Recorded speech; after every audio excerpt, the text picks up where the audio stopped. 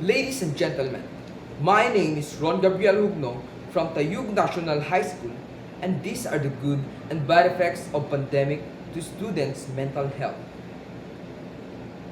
In March 11, 2020, a little virus has been swiftly spreading all around the world.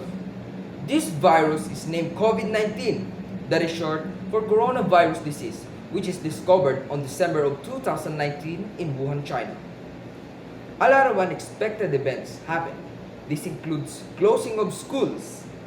Pandemic led people to depression since we are not allowed to visit our relatives and families from different places. What are the bad effects of this pandemic to students? People under the age of 15 and above the age of 65 are not allowed to go out to follow enhanced community quarantine. Students are strictly not allowed to conduct face-to-face classes, which results in not showing their full potential in learning.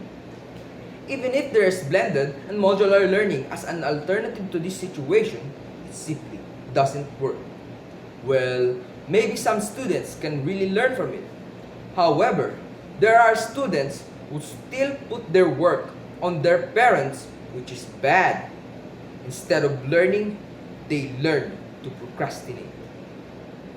In my personal experience, me and my friend have been procrastinating for a few days, and before we realize it, we find ourselves on the rush just to finish our work. As a result, we didn't express the best of us. We didn't make the best of our outputs. We also can't visit our relatives during some events such as Christmas. During this pandemic, we should hang with them. Instead, we are on our homes, taking our routines, having a regular day. Pandemic led people to depression. We've been through a lot: loss, lockdown, and pressure. Anxiety have rise to young adults. It is the anxiety or fear of losing their own parent. A lot of studies have shown that children that are quarantined under the suspicion of being positive will likely to develop mental health disorders. This includes adolescents worrying for their parents that are stressed and tired, fear of being infected, and fear of death. This leads to alcohol and substance abuse and self-harm. They do this as an act of handling this situation. In addition to this, due to procrastinating, parents have pressured their child too much. Even I hated it when my parents are scolding me due to my actions. Pandemic have caused a lot of negative events. This includes factors such as mental health. But what if we look into the bright side and admit that pandemic also gave us advantages? As negative things happen in pandemic, great things rises from it. We used to be pressured to before, allowance and time management.